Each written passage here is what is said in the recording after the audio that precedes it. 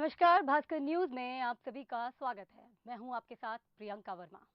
आज हमारे भारतीय धर्म दर्शन में योग का महत्व है। आध्यात्मिक ऊर्जा, शारीरिक विकास और मानसिक चेतना के लिए योग आवश्यक है। योग न केवल इंसान को शक्ति देता है, आत्मविश्वास और ताकत भी देता है, बल्कि प्रकृति के साथ जोड़कर हमें स्वयं खुद से खुद को भी जोड़ने का एकमात्र साधन है। 21 जून को अंतर्राष्ट्रीय दिवस पर हम योग दिवस के रूप में मनाते हैं। 21 जून को उत्तरी गोलार्ध का ये सबसे बड़ा दिन माना जाता है और भारत में इसे ग्रीष्म संक्रांति के रूप में भी मनाया जाता है। इस दिन सूर्य की किरणें आम दिनों के मुकाबले धरती पर ज्यादा समय तक रहती हैं और इस काल को संक्रमण काल कहते हैं। कहा जाता है कि संक्रमण काल में योग करना शरीर के लिए ज्यादा फायदेमंद होता है। तो आज हम योग के भिन्न पहलुओं पर बात करेंगे और योग के महत्व को जानने की कोशिश करेंगे और इस कोशिश में हमारे साथ होंगे हमारे विशिष्ट मेहमान, जो आज हमें बेहतर रूप से समझाएंगे कि क्या है योग का महत्व। इस वक्त हमारे साथ मेहमान मौजूद हैं, तो आइए सबसे पहले हम उनसे आपकी चर्चा कराते हैं। हमारे साथ यहाँ मौजूद हैं महेश अग्रवाल जी, जो योग गुरु हैं और पिछले 10 वर्षों से कई योग के महत्व को आगे और रूप से आगे बढ़ाते जा रहे हैं, विस्तार दे रहे हैं। वहीं हमारे साथ दूसरी ओर आकांक्षा शर्मा जी हैं, जो 10वीं की कक्षा से निरंतर अध्ययन कर योग का महत्व समझ भी रही हैं और लोगों को निरंतर समझा भी रही हैं। तो सबसे पहले हम आप दोनों का स्वागत करते हैं और योग को बेहतर रूप से जानने की शुरुआत करते हैं। तो सबसे पहले मैं आकांक्षा जी आपसे ये जरूर जानना चाहूंगी कि जैसा कि हम जानते हैं आपके बारे में कि आप योग को काफी रूप से जानती हैं, बचपन से ही 10वीं क्लास से आपने योग के बारे में कई चीजें पढ़ी हैं और जानी हैं। हम ये कह सकते हैं कि योग का आपके जीवन में बहुत लाभ ही नहीं है, योग की वजह से आपके जीवन की एक नई शुरुआत भी हुई है। जैसा कि हम देख रहे हैं कि आज प्राचीन धरोहर के रूप में पूरे विश्व भर में योग मनाया जाता है, योग दिवस के रूप में। किस तरह से समझते हैं हम कि क्या है योग? जी धन्यवाद प्रियंका। योग आप मेरे जीवन से अगर इसको कनेक्ट करते हैं तो बिल्कुल, मैं जब 10th क्लास में थी तब मैंने किताबें पढ़कर योग करना शुरू किया था, क्योंकि उस समय मैंने अनुभव किया कि योग की इतनी अवेयरनेस नहीं थी। तो जितना जहाँ से जैसा ज्ञान मुझे मिलता था मैं लेती थी और योग करना मैंने शुरू किया। योग करने से मुझे धीरे धीरे बहुत सारे लाभ, बहुत सारी चीज़ें धीरे धीरे समझ में आई। जब मुझे बड़े होते होते ये पता चला कि मुझे योग से बहुत लाभ है, मुझे हर तरह से अपनी पढ़ाई पर कंसंट्रेट करने में, बहुत सारी चीज़ों में समझ आता है कि योग से मुझे लाभ हो रहा है। तो आगे चल के मैंने अपना जीवन योग में करने का फैसला किया। जैसा कि फिर मैंने कहीं ना कहीं मेरे अंदर वो चीज़ थी, लेकिन परिवार, जिम्मेदारियां, इनके साथ फिर जब मुझे समय ठीक लगा तब मैंने योग में मास्टर्स किया और आज मैं योग करती हूँ। और योग से मैं खुद लाभान्वित होकर आज समाज में योग की अवेयरनेस के लिए इस क्षेत्र में कार्यरत हूँ और कार्य कर रही हूँ। योग के महत्व को अगर हम देखें और समझें तो देखिए, आज के जीवन में इतना तनावग्रस्त जीवन है, शारीरिक स्वास्थ्य जितना महत्वपूर्ण है उतना ही महत्वपूर्ण है हमारा मानसिक स्वास्थ्य। बिल्कुल। तनावग्रस्त जीवन में आप देखेंगे हम सब सुबह से लेकर शाम तक भाग रहे हैं, लेकिन शारीरिक और मानसिक संतुलन जीवन के हर परिस्थिति में, जीवन के हर उतार चढ़ाव में बहुत ज़रूरी है। आज शारीरिक तौर के साथ आप मानसिक रूप से देखेंगे तो मानसिक विकृतियों का एक जाल सा फैला हुआ है, बिल्कुल। जिसमें तनाव, अनिद्रा, निराशा, ये सारी, डिप्रेशन, हाइपरटेंशन, एंजाइटी, ये सभी चीज़ें आप सुनेंगे, बहुत ज़्यादा सुनने में आता है। जी, तो आकांक्षा जी, योग ये आप बिल्कुल सही कह रही हैं कि ये दौर ऐसा है जहां हर व्यक्ति कहीं ना कहीं चुनौतियों से भरा जीवन जी रहा है। वहीं बिल्कुल। हमारे साथ आज महेश अग्रवाल जी भी यहाँ शामिल हैं। और महेश जी, मैं आपसे भी ये जानना चाहूंगी कि कुछ लोग कहते हैं कि तमाम तरह की बीमारियां हैं जो जिनसे अगर हम योग करते हैं तो उनसे निजात पाई जा सकती है, या यूं कहे कि कई ऐसी भयावह बीमारियां भी हैं जो हमारे आसपास भी नहीं भटक सकती अगर हम योग को अपने जीवन में अपनाते हैं। तो योग की जिस तरह की हम बात कर रहे हैं, अभी आकांक्षा जी ने भी बताया कि कई बीमारियां आज के दौर में हैं जिनका कहीं कोई उपचार नहीं है, ये संक्रमण का दौर है। जिस तरह से कोरोना जैसी बीमारी इस वक्त फैली हुई है जिसका कोई उपचार अभी तक नहीं आया है, तो इस दौर में, संक्रमण के दौर में भी अगर हम कहें तो योग कितना कारगर है? प्रियंका जी, थैंक यू, आपको बहुत बहुत धन्यवाद। आपने आज इस विषय को लेकर के चर्चा के लिए हमें आमंत्रित किया। मैं इस बात से बिल्कुल सहमत हूँ कि जो योग से व्यक्ति अगर योग में जुड़ा है, अपने शरीर, मन और अपने आत्मा के उसको विकास के लिए अगर अभ्यास करता है, तो निश्चित जो परिवर्तन स्वीकार करने की क्षमता अभी आज देश में, संसार में जो परिवर्तन का जो काल चल रहा है, अलग अलग प्रकार के परिवर्तन हमें देखने को मिल रहे हैं, उसको कैसे स्वीकार करें। जैसे परिवार में भी कोई भी घटनाक्रम होता है, व्यक्ति, बच्चे परिवर्तन स्वीकार नहीं कर पाते, और स्वीकार नहीं कर पाते हैं तो तनाव में आते हैं, और तनाव की वजह से उनको बीमारियां लगती है। और योग ऐसी विद्या है कि योग उनको जीने की कला सिखाता है, और हर परिवर्तन के दौर में भी वो ऊपर उठकर आते हैं। किसी प्रकार की जो भी घटनाक्रम हो, चाहे किसी भी प्राकृतिक आपदा को लेकर के हो, चाहे पारिवारिक हो, चाहे सामाजिक हो, चाहे मान सम्मान को लेकर के हो, इन सब आपदाओं से भी वो व्यक्ति, वो बच्चा उस तनाव से ऊपर उठ करके अपने आप को काफ़ी ऊंचाइयों तक ले जा सकता है। ऐसा ये योग में इतनी क्षमता है, इसीलिए इसको, योग को एक कला और विज्ञान दोनों के रूप में इसको देखा जाता है। महेश जी, जिस तरह से हमने बोला कि हर दौर अब हर बार कहीं ना कहीं एक नया संकट भी सामने लेके आ रहा है। आज हम देखते हैं कि हमारे जीवन में भागदौड़ बहुत ज़्यादा हो गई है। हमारे जीवन का खान पान में अगर हम कहें तो शुद्धता नहीं रह गई है। मानसिक रूप की अगर हम बात करें तो आज हर व्यक्ति कहीं ना कहीं मानसिक विकृति से झुलस ही रहा है। चुनौतियों से भरा जीवन हर व्यक्ति जी रहा है। आत्मविश्वास को मजबूत बनाने के लिए हमें योग की आवश्यकता होती है। तो क्या लगता है कि योग एकमात्र ऐसा साधन है? कुछ ऐसा हुआ कि समय निकलते निकलते लोगों ने जो हमारी प्राचीन विद्या थी, जो हम अपनी संस्कृतियों को भूलते चले गए। मूल रूप से हमारी प्रकृति थी आध्यात्मिक, कुछ बोना, कुछ खेतीबाड़ी करना, कुछ काश्तकारी करना, कुछ ऐसे ऐसे काम करने की हमारी पूरे हिंदुस्तान की ये प्रकृति थी हमारी। और प्रकृति से छेड़छाड़ नहीं करते थे, बल्कि प्रकृति को और बढ़ाने का काम करते थे। और जैसे जैसे पाश्चात्य हम लोग गए तो उसमें वो चीज़ हम भूलते चले गए, और उस विकास कहीं अटक गया उस चीज़ में। अगर ये सब चीज़ें हमारी रहती तो ये अभी हमारा हिंदुस्तान सोने की चिड़िया जो हम भारत कहते थे, आज भी सोने की चिड़िया है। थोड़ा सा अगर ये इसके प्रति और सचेत हो जाए हम, अपनी संस्कृति के प्रति, कि हमारी दिनचर्या कैसी होनी चाहिए, सूर्योदय से पहले उठना, और सूर्योदय और भोजन अपना दिनचर्या को किस प्रकार शामिल करना।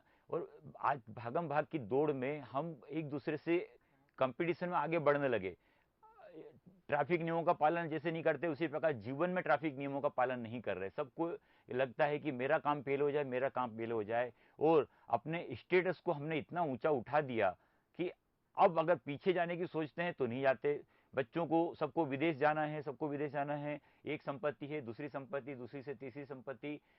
संयम नहीं रहा, संतुष्टि का भाव नहीं रहा। और योग अगर करते हैं तो योग में अपने आप खुद के प्रति कठोर अनुशासन अपने आप ही आता है। एक बार भावना आ गई मन में तो कठोर अनुशासन खुद के प्रति और दूसरों के प्रति दयालुता का भाव रखें तो निश्चित पूरा संसार को आप दिशा दे सकते हैं। भारत, हमारे हिंदुस्तान में इतनी ताकत है, इतने अच्छे अच्छे ऋषि मुनि योग गुरु हुए हैं कि पूरे संसार को ताकत दे सकते हैं। ऐसा ही हमारे देश के माननीय प्रधानमंत्री जी ने भी सबसे पहला काम यही किया कि सफाई अभियान, अगर साफ सफाई रहेगी तो कोई बीमारी होगी नहीं। स्वच्छता के बारे में चिंता की। मलेरिया होता किसको है? जहाँ गंदगी होती है, जहाँ मच्छर होते हैं, जहाँ मलेरिया होता है। तो साफ सफाई पे ध्यान देंगे तो हमारे परिवार, पूरा संसार, पूरा भारत स्वस्थ रहेगा। इस विषय को उन्होंने आगे बढ़ाया। पहली पहली उसमें मीटिंग में उन्होंने योग के लिए, पहली यूनेस्को की मीटिंग में अंतर्राष्ट्रीय योग दिवस को पूरे संसार को योग में करने के लिए उन्होंने कल्पना की। तो अब आप इस चीज से हम समझ लें लॉजिक से कि सबको अपना बना लिया, पूरे संसार को अपना बना लिया। इतनी क्षमता भारत के हर नागरिक के पास है। वो पहचान नहीं रहा अपनी क्षमता को।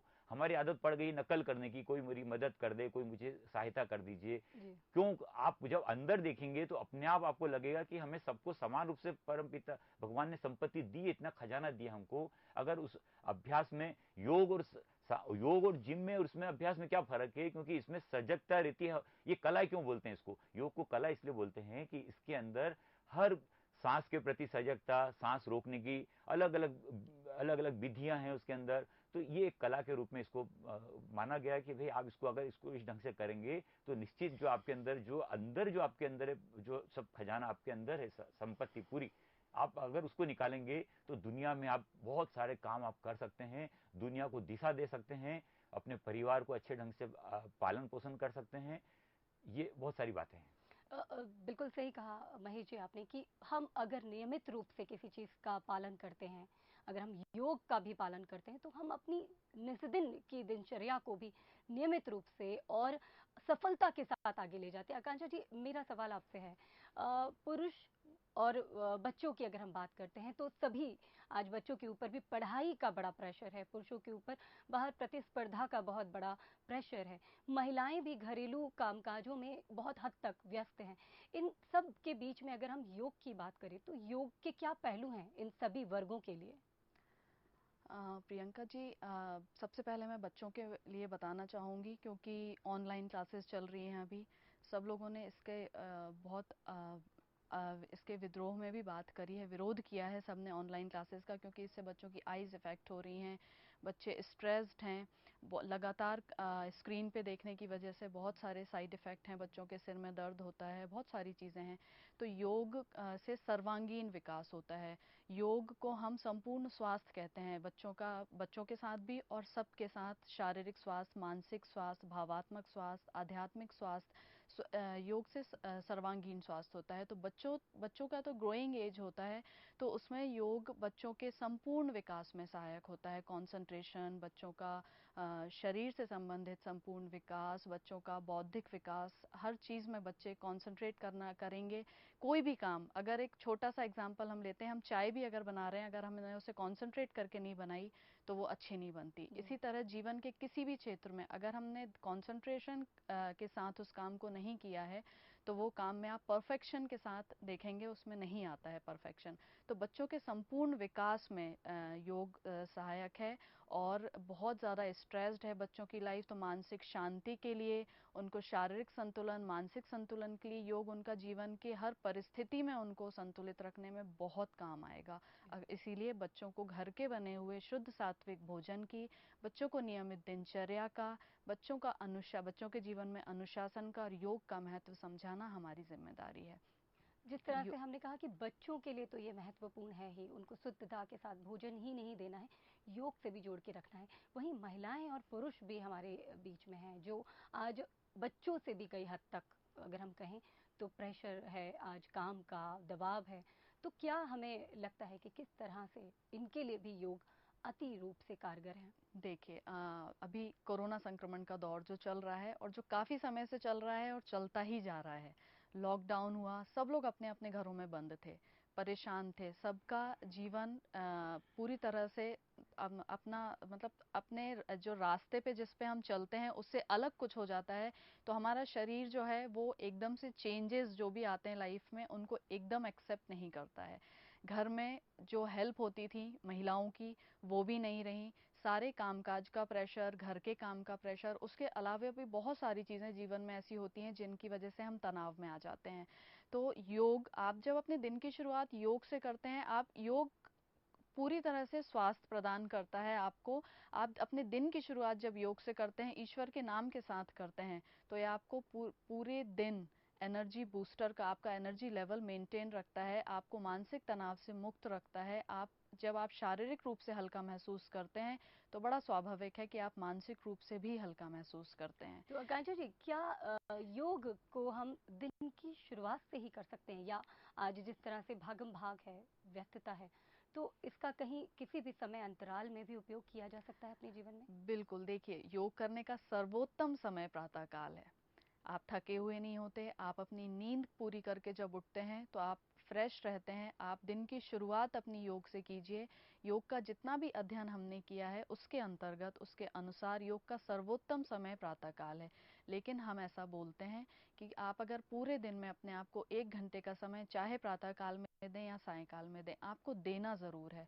कुछ नहीं करने से बेहतर है कुछ करना। मैं सबसे बोलती हूँ ये बात कि योग को अपने जीवन का हिस्सा बनाइए। आप योग को अपने जीवन का जब हिस्सा बनाएंगे, इसे अपने जीवन में अपनाएंगे, तो 100% आपको स्वास्थ्य की प्राप्ति होती है।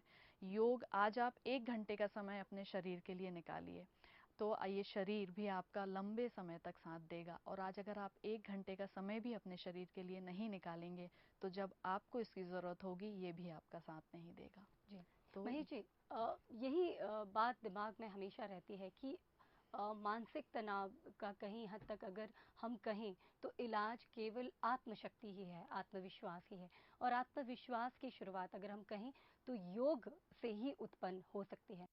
तो कितना लगता है कि आत्मविश्वास और मानसिक शांति के लिए योग किस हद तक कारगर है, और किस तरह से आज जिस तरह से बीमारियां हम देखते हैं छोटे बच्चों में भी बीपी और शुगर जैसी बीमारियां हैं, तो किस तरह की बीमारियों को हम योग के माध्यम से दूर कर सकते हैं? देखिए, इसमें बच्चों को संबंध में अगर देखा जाए तो जो बच्चे, इस पढ़ने वाले जो बच्चे हैं, उनके लिए माताओं बहनों को परिवार में ये ध्यान रखना चाहिए कि अल्पाहारी होना चाहिए। बच्चों को जो स्कूल सुबह भेजते हैं मान लो, तो खूब खिला पिला के, इतना खिला के, शक्ति एक है, एनर्जी लेवल एक है, जो अगर उसको अगर आपने पूरा फुल डाइट करके भेज दिया तो ना उसका पढ़ाई में फोकस होगा ना कुछ होगा। एक चीज़ तो ये आती है कि जो भी स्टूडेंट लाइफ में बच्चे हैं तो अल्पाहारी होना चाहिए।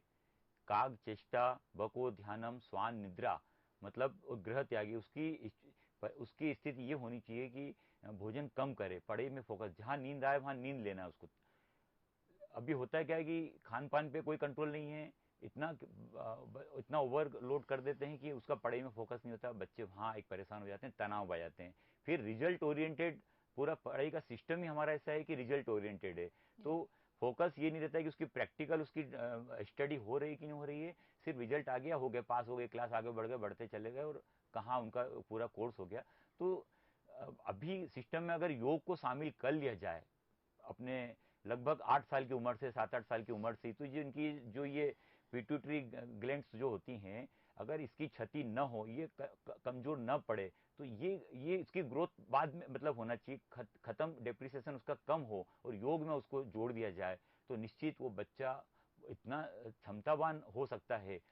इसके प्रति ध्यान देने की जरूरत है। और बहुत सारे ऐसे अभ्यास हैं जैसे सूर्य नमस्कार, अपने आप में संपूर्ण अभ्यास है, पूरे शरीर के लिए, मन के लिए, आपके पूरा आपका, इसलिए उसको, उसमें कोई सी भी बीमारी हो, वो व्यक्ति अगर सूर्य नमस्कार ही कर ले सुबह 12-15 बार, 20-25 बार इसको ही कर ले अगर, तो उसको दूसरे अभ्यासों की आवश्यकता ही नहीं पड़े। ऐसी माताएं बहनें भी, हम लोग जितना काम कर रहे हैं, प्रयास करना है, हम करते हैं तनाव, प्रयास के साथ में तनाव ज्यादा करते हैं, तो जितनी एनर्जी भी अगर हमने कहीं गेन की है, चाहे अब सुबह क्लास में 2 घंटे में क्लास लेता हूं मान लो, मैं बोलता हूं आपने इतना अच्छा अभ्यास किया, इतनी अच्छी ब्रीदिंग करी, 2 घंटे तक नॉन स्टॉप उनका इनहेल एक्सेल चलता रहता है, आप देखेंगे 1 सेकंड भी खाली नहीं जाता। अब होता क्या है, फिर शाम होते होते क्या होता है, इतना मुकस भर लेते हैं, क्यों भर लेते हैं कि विचारों का प्रबंधन नहीं कर पा रहे। विचारों का प्रबंधन पे करने के लिए करना पड़ेगा, कीर्तन करना पड़ेगा, क्लेपिंग करना पड़ेगा, या कोई भी मंत्रों का मनन करना पड़ेगा। जो आपने देखा होगा ओवर एज में, आपने देखा ब्लड प्रेशर को माला, अपने परिवार में जो भी बुजुर्ग रहे होंगे उन्होंने माला को अपनाया कि उससे उनका कंट्रोल रहता था, वो कुछ भी अपना माला जपते रहते थे तो उनको बीपी में आराम रहता था। ऐसी कीर्तन, तो इससे विचारों पे कंट्रोल रहेगा, तो विचारों पे कंट्रोल रहेगा तो ये बीपी अपने आप कंट्रोल होगा और थायराइड कंट्रोल होगा। विचारों के प्रबंधन नहीं करने की वजह से आपका ये थायरोक्सिन जो है ये असंतुलित होता है और ये तकलीफें बढ़ती हैं। इतना ओवरलोड माताएं बहनें निश्चित इस समय, अभी तो वो सबसे बड़ी वो हैं इस दौर में कि उनके ऊपर काम का लोड इतना ज़्यादा है, उनको बहुत अति आवश्यकता है कि उनको अभ्यास, अनेक प्रकार के अभ्यास ऐसे हैं कि मैं बोलता हूं कि जिसका भी काम में मन नहीं लगता हो, नहीं करना हो काम, आप सब जुड़ जाइए योग में मेरे साथ, बिल्कुल आपको काम नहीं करना पड़ेगा, काम अपने आप हो जाएगा। आपके अंदर इतनी फुर्ती बढ़ जाएगी कि काम कहाँ हो गया, करेंगे आप ही हाथ पैर, आपके ही हाथ जोर होंगे उसमें, लेकिन आपको नहीं पता चलेगा कहाँ काम हो गया। पूरे परिवार पे असर होता है। कई बार निराशा इसलिए भी होती है कि जुड़ते नहीं योग में, कि मैं क्यों करूं, सब तो सोए पड़े हुए हैं, मैं क्यों योग करूं, मेरे को क्या इससे फर्क पड़ जाएगा, सब भी करना चाहिए, वहीं निराशा आती है। और उनको मोटिवेट करने की आवश्यकता है कि परिवार में से अगर एक व्यक्ति भी आगे निकल गया तो पूरा परिवार उसका, ये समझ लीजिए कि खुशहाली आ जाएगी, दाम्पत्य जीवन में मधुरता आ जाएगी, और अनेक प्रकार से बच्चों के अंदर भी परिवर्तन देखने को मिलेगा, उनका भी पढ़ाई में फोकस होने लगेगा और आप भी स्वस्थ रहेंगे। जी, देखिए, योग बिल्कुल एक शुद्धतम रूप क्रिया है, ये हम मानते हैं। और वहीं अगर हम बात करें कि हमारे जो यंगस्टर हैं, जैसा कि हम कह रहे हैं कि हमें बचपन से ही इसकी शुरुआत करनी चाहिए, लेकिन आज भी हमारे देश में कई ऐसे यंगस्टर हैं जो योग को एक अलग ही संस्कृति के नज़र से देखते हैं, या ये कहते हैं कि ये एक कठिन आत्मचिंतन है जो शायद उन्हें उम्र के हिसाब से नहीं लगता है, या यूँ कहें कि उन्हें समझ में ही नहीं आता है। तो कैसे हम हमारी नई पीढ़ी को योग से जोड़ सकते हैं? महेश जी, आपसे ये जी, सवाल लेना इनको चाहूँगी। इनको मोटिवेशन देने की आवश्यकता है। इतना मतलब बच्चों को, महिलाओं को और भी लोगों को उनके साथ, जैसे मान लो बुजुर्ग, मान लो ओवर 60 के प्लस चले गए, उनके साथ में परिवार के जो सदस्य हैं, बाकी सदस्य अपने घर गृहस्थी की बातों को लेकर के बैठ जाए या उनके साथ में ऐसी बातें करें, वो उनको भी बच्चों जैसा ट्रीट करना है और उनको भी अभ्यास के साथ जोड़ना है। उम्र का इसमें कोई बंधन नहीं है। 90 साल का हो चाहे 100 साल का भी व्यक्ति हो, वो इस अभ्यास को कर सकता है। बस उनके साथ में जो एक्टिव लोग हैं उनको, उनके साथ उनको शैली में लाना है, ऐसी माताओं बहनों को साथ में लाना है, उनको विश्वास में लाना है कि आप ये सब अभ्यास करिए। क्योंकि अब जो भी जैसे अभ्यास है इसके अंदर है, डायबिटीज का हो चाहे थायराइड का हो, चाहे ये बंद, आज जो भी अभ्यास के द्वारा इनको ये बंद अगर लगाने का अभ्यास करें, जो भी एनर्जी गेन कर रहे हैं, हम दिन भर जो सांस लेते हैं उससे ज्यादा तो हम एनर्जी वेस्ट कर रहे होते हैं। जो भी एनर्जी हम शरीर में गेन कर रहे होते हैं, जो भी रक्त बन रहा है, जो भी और रक्त से धातु बन रही, तो ये इसका लॉस हम ज्यादा कर रहे होते हैं। हम सांस जितनी ले रहे हैं उससे ज्यादा उसको लेने में हम खर्च कर रहे हैं। और अगर आपने जो भस्त्रिका प्राणायाम है, कपाल भारती है, अनुलोम विलोम है और कुंभक के अभ्यास हैं, इसको अगर इसकी मात्रा आपने बढ़ा दी तो जो भी आपकी सांस आप ले रहे होंगे उसमें आपका कोई भी एनर्जी लॉस नहीं हो रही होगी। जितनी भी आपने गेन की होगी एनर्जी, वो आपके पास सुरक्षित रहती चली जाएगी। और उस एनर्जी का उपयोग आप निश्चित, जो व्यक्ति योग में जुड़ा है, अपने आप उसकी मूल प्रकृति की ओर वापस जाने लगेगा। चाहे वो मूल प्रकृति उसकी आध्यात्मिक है, अपने आप उसके अंदर भाव आएगा बुजुर्गों के प्रति और बच्चों के प्रति भी। एक भावना ही बदल जाती है, भावना ये बदल जाती है, पक्षियों के प्रति भावना बदल जाती है, उनको दाना देना, पशुओं को पानी पिलाना, ये अनेक प्रकार से परिवर्तन अपने आप महसूस होने लगता है। जब हम खुद फिट महसूस करते हैं, मैं खुद भी, मेरे खुद के अंदर परिवर्तन आज से 10 साल पहले की मेरी शुरुआत थी। 10 साल पहले मैं खुद भी तनावग्रस्त था, अनेक प्रकार की दवाइयां और जीवन जैसे ऐसा लग रहा था ऐसी जीवन है क्या। अब पहली प्राथमिकता तो ये होनी चाहिए कि क्या वाकई में हम जीना चाहते हैं। अंदर ये भाव अपने अंदर बलवत मजबूत करें अपन कि हाँ मैं जीना चाहता हूँ, कुछ करना चाहता हूँ। ऑटोमेटिक अगर उसके मन में ये बस शुरुआत हो गई तो समझ लीजिए उसका योग लग गया, उसके अंदर ही भाव आ गया। अधिकतर स्थितियों में यही होता है कि हम खुद नहीं चाहते। अगर हम मैं आदत ही पड़ गई कि मेरा तो कमर में दर्द रहता है, मुझे गर्दन में दर्द है, मुझे थायराइड है, मुझे डायबिटीज है, मुझे ब्लड, अनेक प्रकार की, बस जिसको जिसको मिलो उसको कई बार लोग यही शुरू हो जाते हैं। मैं कहता हूँ कि हो, अगर इस तरह की बीमारियां भी हो और अगर आप न बोलें तो क्या इससे फर्क पड़ जाएगा, किसी को कोई फर्क नहीं पड़ने वाला। आप कितना ही बोलते रहिए कि इस तकलीफ है, मेरे को तकलीफ है, अगर नहीं बोलें, उस तकलीफ को अपने पास ही रखिए और लोगों से हिलक से मिलिए, मुस्कुरा के मिलिए, तो आपकी तकलीफ वैसे भी कम हो जाएगी। ये भी योग है कि आप अपनी तकलीफों को अपने पास बंद रखें और लोगों की तकलीफें दूर करने के लिए निकल पड़े। मैंने भी उसी प्रकार काम किया। 4 बजे उठ करके सुबह 5 से 7 लाइव रहता हूँ क्लास के लिए मैं अपनी, और नियमित कोरोना काल में मैंने अपने आप को भी विपरीत परिस्थितियों में अपने समय को और ज्यादा बढ़ा दिया उसके प्रति।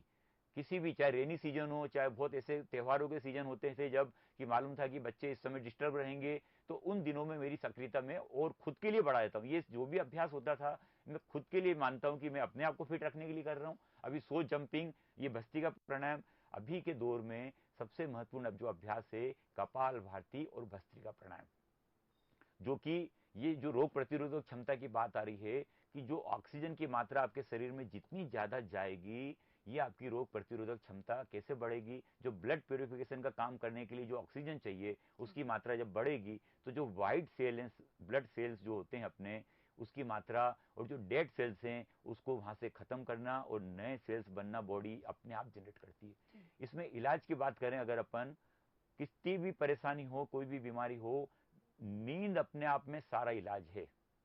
नींद, शुभ चिंतन और उपवास, ये 3 प्रमुख इलाज हैं। कितने भी गंभीर बीमारी का पीड़ित कोई भी परेशान व्यक्ति हो, उसके लिए नींद प्राथमिकता में आती है, उपवास और नींद, और फिर आता है ये कचरा पेट में जो जमा है वर्षों की गंदगी, ये संग प्रचलन के अभ्यास करा करके उससे ठीक किया जाता है। उससे नहीं हो रहा तो फिर एनीमा आता है, एनीमा से उसकी सफाई की जाती है। ये बहुत महत्वपूर्ण है। जी, बिल्कुल आप सही कह रहे हैं कि जिस तरह से हम एक सूर्य नमस्कार की शुरुआत के साथ ही इसमें 12 प्राणायाम हम करते हैं और इन प्राणायामों में ही सारा का सारा योग का सार भी हमें मिलता है।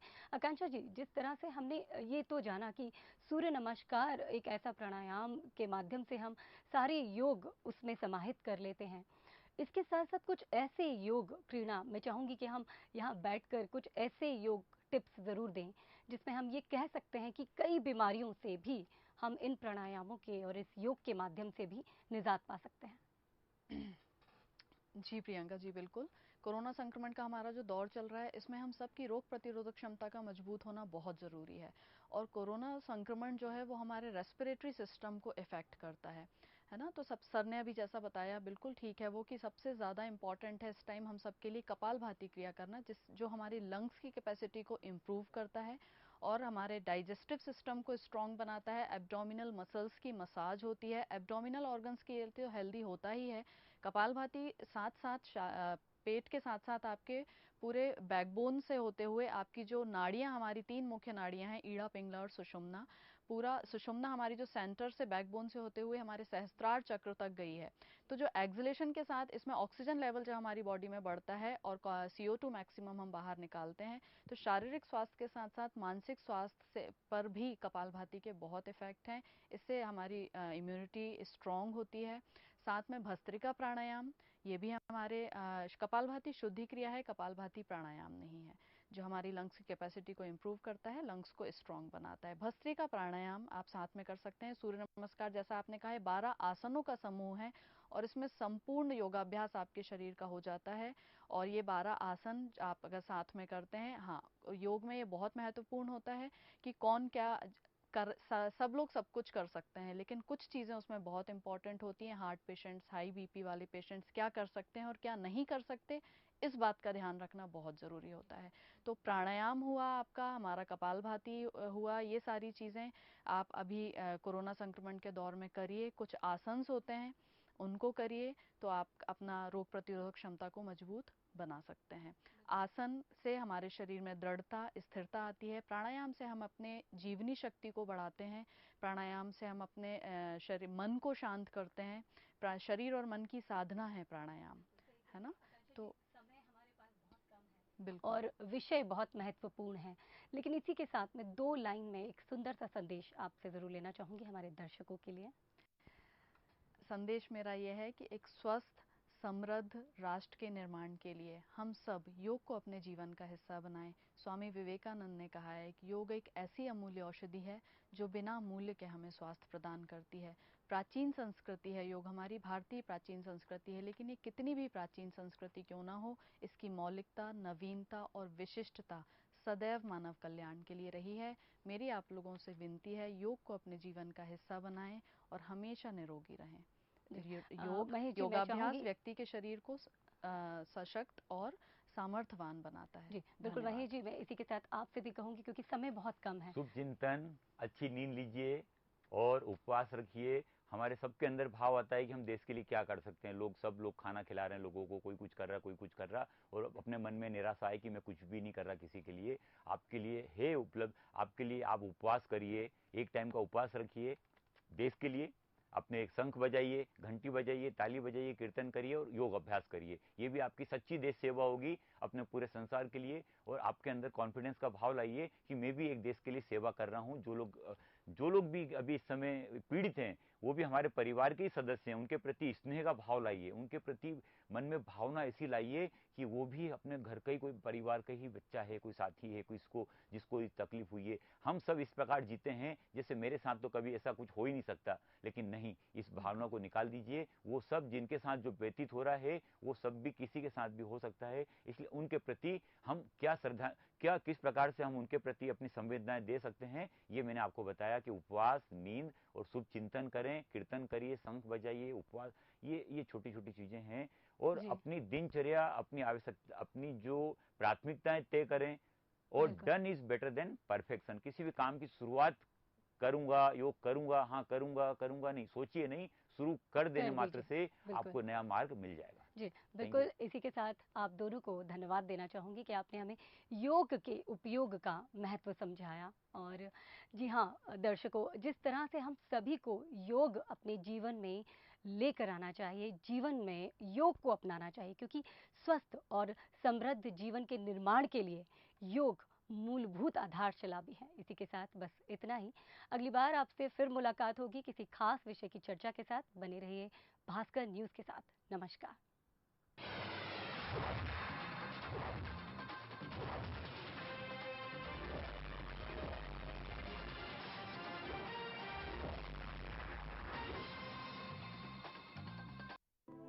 एक कलम, कुछ कागज और बहुत सारे विचार। हाँ, यही है कवि दरबार। देखिए मेरे साथ हर शनिवार रविवार रात 9:30 बजे सिर्फ भास्कर न्यूज पर। बहस के बाजीगरों से दो हाथ, ज्वलंत मुद्दों पर आघात, दागेंगे हम दमदार सवाल, होगा सुरमाओं का बुरा हाल। देखिए हमारी प्राइम डिबेट रोजाना शाम 7 बजे। कौन क्या लिखता है, खबरों में क्या बिकता है, कौन क्या दिखाता है, कौन कैसा दिखता है। देखिए हमारे साथ सुबह 9 बजे प्रेस वार्ता। जीवन में हर इंसान की रहती है एक ही तमन्ना, रोटी कपड़ा तो मिले ही, साथ ही हो एक सुंदर मकान अपना। छत्तीसगढ़ में आवास और भूखंड की खरीदी बिक्री में तेजी लाने के उद्देश्य से जमीन की खरीदी बिक्री की शासकीय गाइडलाइन में 30% छूट की अंतिम तिथि को बढ़ाकर मार्च 2021 तक किया गया। मकान और फ्लैट्स का रजिस्ट्री शुल्क 4% से घटाकर 2% किया गया। कृषि भूमि को आवासीय भूमि में बदलने 2.5 डिसमिल से छोटे प्लॉट की रजिस्ट्री